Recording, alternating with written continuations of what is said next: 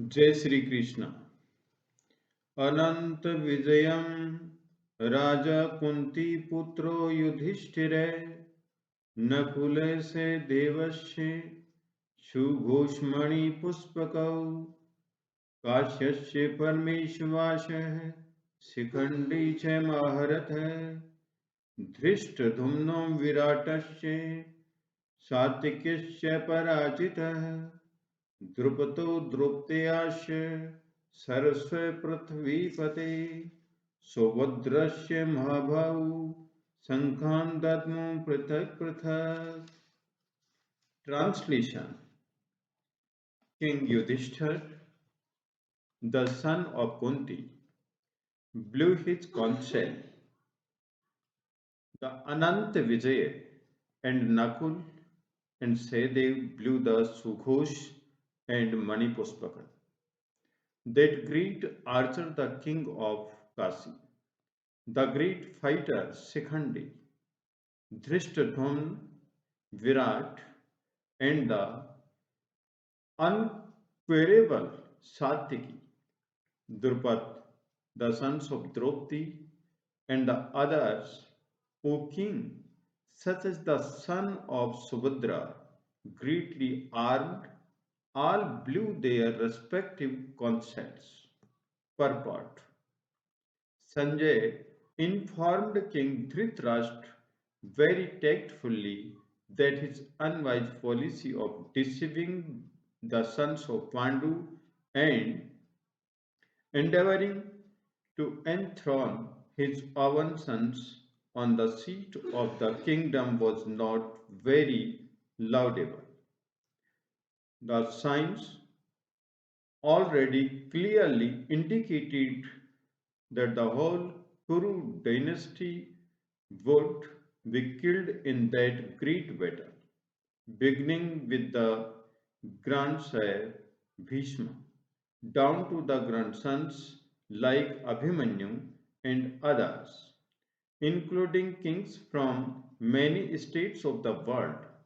All were present there, and all were doomed. The whole catastrophe was due to King Dhritarashtra because he encouraged the policy followed by his sons. Text 19. Se घोषोधार्तराष्ट्राणां हृदयानि व्यदारयत् नभस्य पृथिवीं चैव तुमुलो अभ्युन्नादयन्. Translation: The blowing of these different concells become uproarious and thus vibrating both in the sky and on the earth.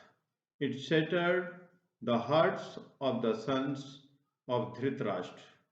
Purport: When Bhishma and the others on the side of Duryodhana blew their respective conch shells, there was no heart-breaking on the part of the Pandavas. Such occurrences are not mentioned, but in this particular verse it is mentioned that the hearts of the sons of Dhritarashtra were shattered by the sounds vibrated by the Pandavas' party. This is due to the Pandavas and their confidence in Lord Krishna. One who takes shelter of the Supreme Lord has nothing to fear, even in the midst of the greatest calamity.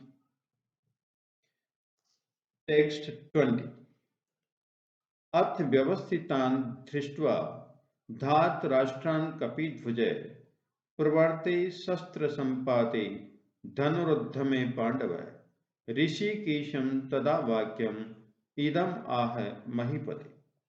Translation: O king, at that time Arjuna, the son of Pandu, who was seated in his chariot, his flank marked with Hanuman, took up his bow and prepared to shoot his arrows.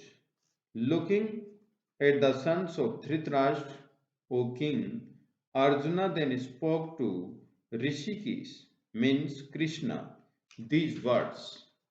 Purport. The battle was just about to begin. It is understood from the above statement that the sons of Dhritarashtra were more or less disheartened by the unexpected arrangement of military force by the Pandavas, who were guided by the direct instructions of Lord Krishna on the battlefield. The emblem of Hanuman on the flag of Arjuna is another sign of victory because Hanuman cooperated with Lord Bhima in the battle between Ram and Ravan, and Lord Ram emerged victorious. Now, both Ram and Hanuman were present on the chariot of Arjuna to help him. Lord Krishna is Ram himself, and wherever Lord Ram is, his eternal servitor Hanuman and his eternal consort Sita, the goddess of fortune, are present. Therefore, Arjuna had no cause to fear any enemies whatsoever, and above all, the Lord of the senses, Lord Krishna, was personally present to give him direction. Thus, all good counsel was available to Arjuna in the matter of executing the battle. In such auspicious conditions arranged by the Lord for his eternal devotee lay the signs of assured victory. Text 21 and 22. Arjun was Senior उभयोर मध्ये रथम स्थाप्ये मे अचो यावत एतान निरीक्षे अहम योद्धु कामान अवस्थितान कैर्मया स योद्धव्यम अस्मिन् रण समुद्र में. Translation. Arjuna said, "Oh, infallible one, please draw my chariot between the two armies so that I may see who is present here, who is desirous of fighting, and with whom I must contend in this great battle attempt." Purport. Although Lord Krishna is the Supreme Personality of Godhead, out of his causeless mercy, he was engaged in the service of his friend. He never fails in his affection for his devotee, and thus he is addressed herein as infallible, as charioteer. He had to carry out the orders of Arjuna, and since he did not hesitate to do so, he is addressed as infallible, although he had accepted the position of a charioteer for his devotee. His supreme position was not challenged in all circumstances. He is the supreme personality of Godhead. Rishikesh, the Lord of the total senses. The relationship between the Lord and his servitor is very sweet and transcendental.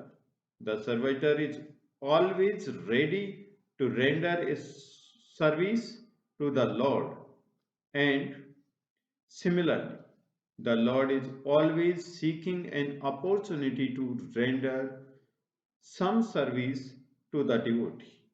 He takes greater pleasure in his pure devotees, assuming the advantageous position of ordering him them. He does in being the giver of orders. As master, everyone is under his orders, and no one is above him to order him. But when He finds that a pure devotee is ordering him. He obtains transcendental pleasure, although he is the infallible master of all circumstances. As a pure devotee of the Lord, Arjuna had no desire to fight with his cousins and brothers, but he was forced to come onto the battlefield by the obstinacy of Duryodhana, who was never agreeable to any peaceful negotiation. Therefore, he was very anxious to see who the leading persons present on the battlefield were. Although there was no question of a peacemaking endeavor on the battlefield, he wanted to see them again and to see how much they were bent upon demanding an unwanted war. Text 23. योत्स्यमानान् वेक्षे अहम् ये एते अत्र समागता धार्तराष्ट्रस्य दुर्बुद्धे युद्धे प्रिय चिकीर्षवः. Translation. Let me see those who have come here to fight, wishing to please the evil-minded son of Dhritarashtra. Purport. It was an open secret that Duryodhana wanted to usurp the kingdom of the Pandavas by evil plans in collaboration with his father Dhritarashtra. Therefore, all persons who had joined the side of Duryodhana must have been birds of the same feather. Arjuna wanted to see them in the battlefield before the fight was begun, just to learn who they were, but he had no intention of proposing peace negotiation with them. It was also a fact that he wanted to see them to make an estimate of the strength which he had to face, although he was quite confident of victory because Krishna was sitting by his side. Text 24. Sanjay was. एवम् उक्तो ऋषिकेशो गुडाकेशेन Bharat सेनयोरुभयोर्मध्ये स्थापित्वा रथोत्तमम्. Translation. Sanjay said, O descendant of Bharat, being thus addressed by Arjuna, Lord Krishna drew up the fine chariot in the midst of the armies of both parties. Purport. In this verse, Arjuna is referred to as Gudakis. Gudaka means sleep, and one who conquers sleep is called Gudakis. Sleep also means ignorance. So Arjuna conquered both sleep and ignorance because of his friendship with Krishna. As a great devotee of Krishna, he could not forget Krishna even for a moment because that is the nature of a devotee, either in waking or in sleep. A devotee of the Lord can never be free from thinking of Krishna's name from quality and pastimes. Thus, a devotee of Krishna can conquer both sleep and ignorance simply by thinking of Krishna constantly. This is called Krishna consciousness or samadhi. As Rishikesh, or the director of the senses and mind of every living entity, Krishna could understand Arjuna's purpose in playing the chariot in the midst of the armies. Thus he did so and spoke as follows. Text 25. Bhishma Drona प्रमुख थे सर्वेशम च महीक्षिताम watch Partha पश्य एतान संवेदान कुरु नीति. Translation.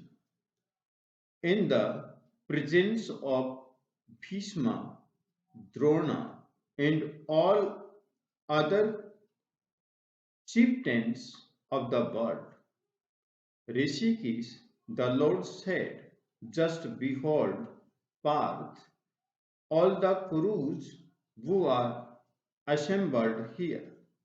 Purport. As the super soul of all living entities, Lord Krishna could understand what was going on in the mind of Arjuna. The use of the word Rishikesh in this connection indicates that he knew everything. And the word Parth or the son of Kunti or Parth is also similarly significant, is in